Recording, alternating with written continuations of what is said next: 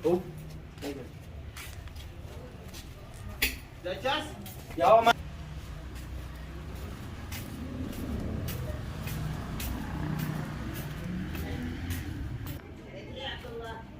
Bukas mo tapo dot. Eh.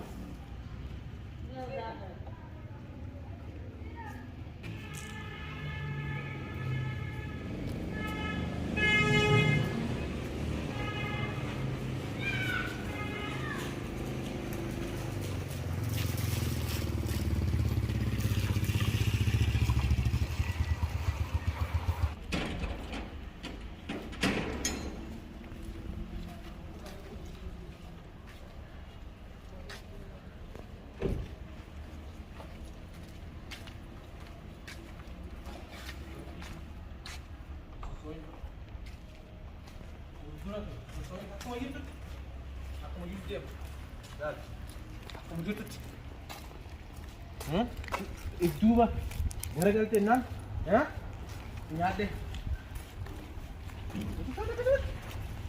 sekarang lagi gaji ya deh kasat kan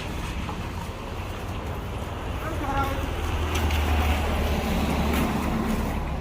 iya lang wah tak sekarang kalian ada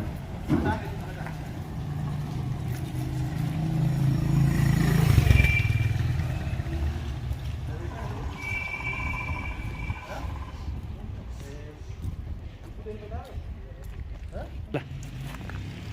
Nabi ini. Kali itu kalau kuman. Rasa apa? Kosong sekali sambal lagi. Kiri jauh je.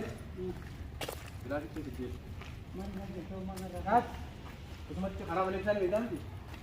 Yo orang kali je. Mana gitu. Si jabar si us. Dia akan mesti mana jalan kerja kau.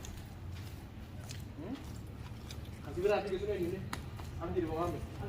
Ambil dah. Jangan kemas.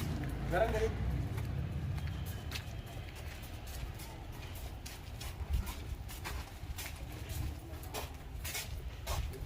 Dapat kan mat tangga ulah manu.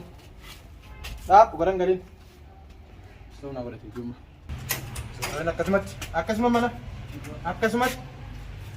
Hara mana? Saya ke mana? Ben. Saya kasmat. Apa tu? Arki kau kan? Dia besar kaki dua biji. Saya kata kasmat. Saya kata. Nabi je, awak nak kau ucap sudah ber. Wah bila sudah beru. Hah? Mana rapi tu? Mana sudah beru? Gaji kan? Sosok ada yang mata kanan si bajas. Mata si bajas. Ibsan le sigir. Ini bang. Kasih berapa biji sunain? Abdi dah. Abdi dah ni. Si Ibsan jauh jauh. Konoin. Kanin bin. Kanin bin masyarakat. Imbe ni? Tiba dah sulit. Mana kono? Kuna masyarakat demu. Kuna masyarakat. Masyarakat demu. Ayah. Mari Ibsan kapten. Isa mo. Dengan dah situ je. Lupa kamu kau Ibsan. Isa tu nukai ni ka. Isa singkai ni mi? Isa singkai ni? Ibsan mana boleh singkai ni? Wanu jen.